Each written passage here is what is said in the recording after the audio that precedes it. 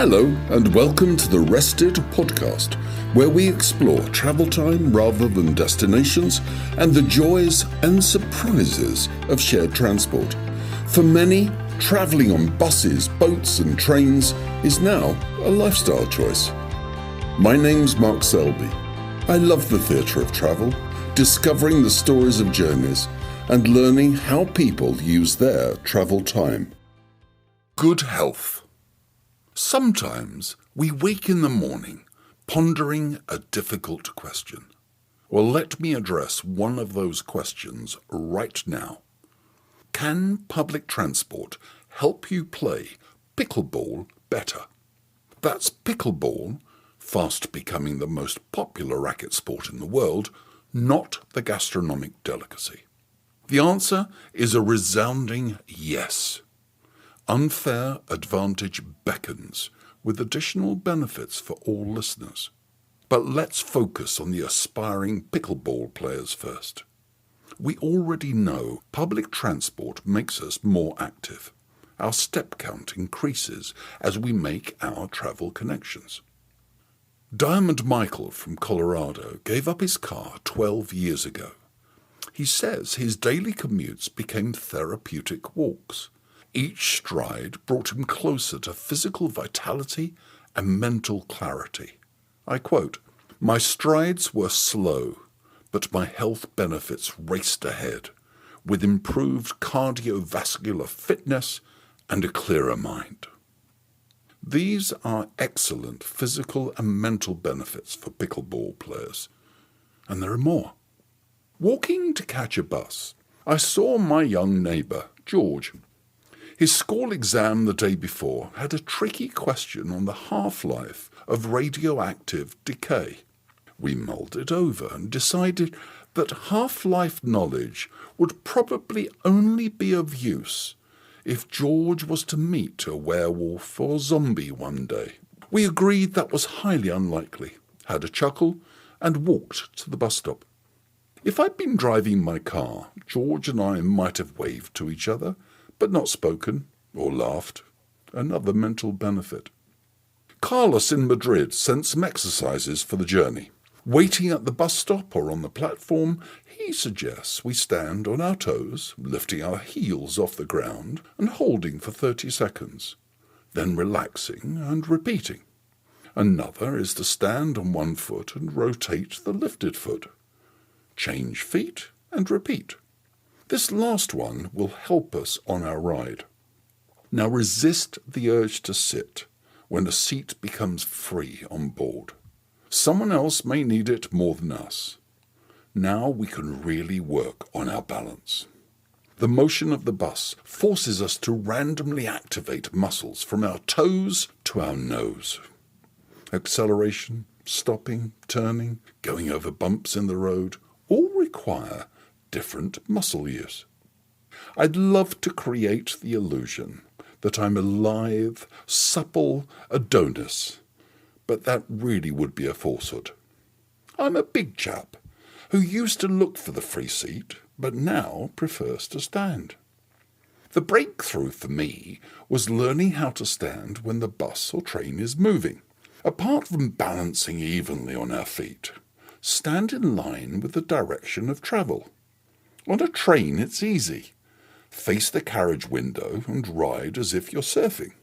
On a bus, we have forward and lateral motion, so it's best to stand on a diagonal line, facing the front left or front right corner of the bus. Of course, the serious pickleball player will be shifting position throughout the journey, developing rapid movement and agility for play on the small court. Need a rest? Take a seat. But which one? To minimize swaying, the most comfortable seats are in the center of the bus or carriage, midway between the front and rear wheels. And researchers claim that those who sit in the middle of a bus are independent-minded. Those at the front are forward-minded, and those at the back are just rebellious. The back of the bus always had a magnetic appeal for my friends and me. Now I know why. Seated, we can relax and prepare ourselves for the game. Our mental well-being is just as important as the physical. And talking with fellow travellers can help us feel happier, more engaged, and learn new things. This week, I met a woman exercising a dog. Dogs provide so many opportunities to start conversations. It transpired he was a therapy dog who was popular at her place of work. The woman was born in Hong Kong, where her father worked as an engineer, before the family returned to Britain. We discussed Japan, where her brother had lived for 25 years. I asked what her work was. Naturally, she was the chaplain at a prison for women. Goodness, we're surrounded by surprises waiting to be heard. We kept talking about communities, the church, and dogs.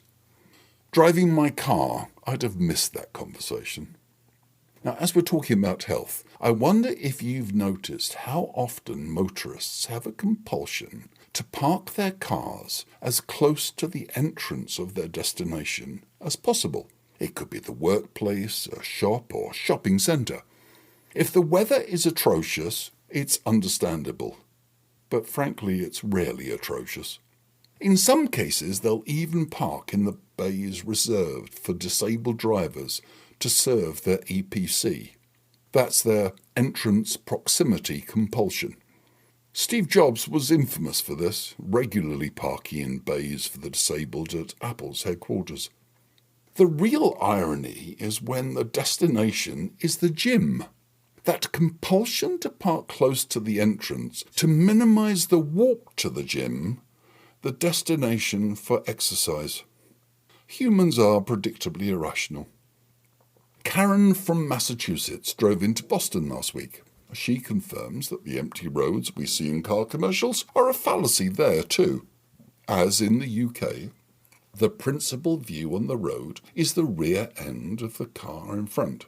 But listening to Rested has triggered good memories for her of random conversations with fellow travellers. As we've noted before, the value of minimal social interactions can be extraordinary.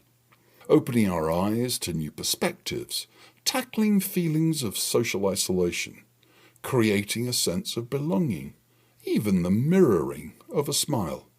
Yes, shared transport is great if you have access to it. If you don't, the choices are stark. Cars, cycling, walking, or the risk of isolation.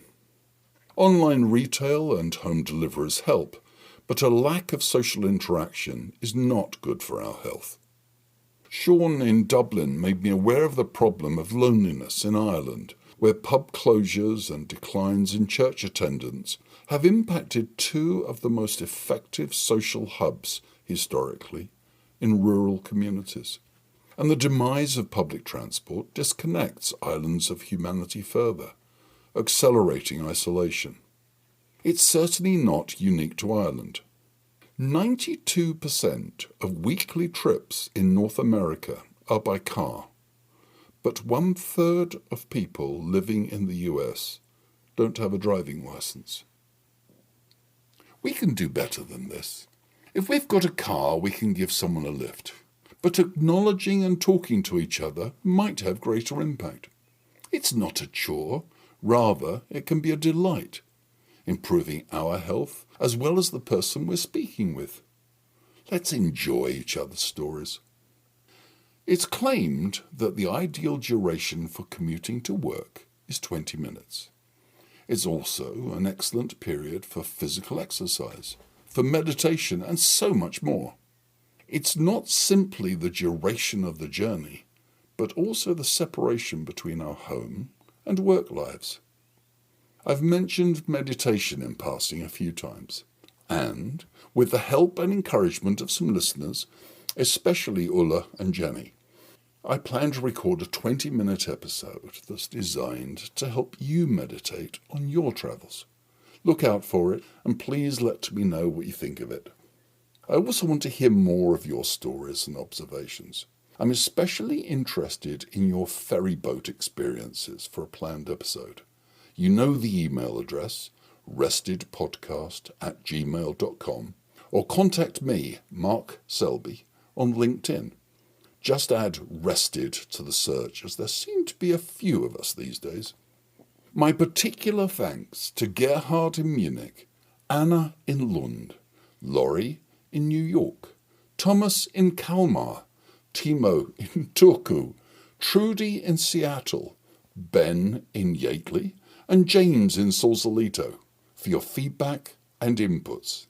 And do check out Diamond Michael Scott's Great Books, Great Minds project. Now, all you need is a pickleball racket. Until next time, enjoy your travels. Thank you for listening to the Rested podcast. Please subscribe on your preferred podcast service and share with a friend. I look forward to hearing from you and sharing your travel stories. Please email restedpodcast@gmail.com. Thanks to everyone that has contributed to Rested so far. Enjoy your travel time.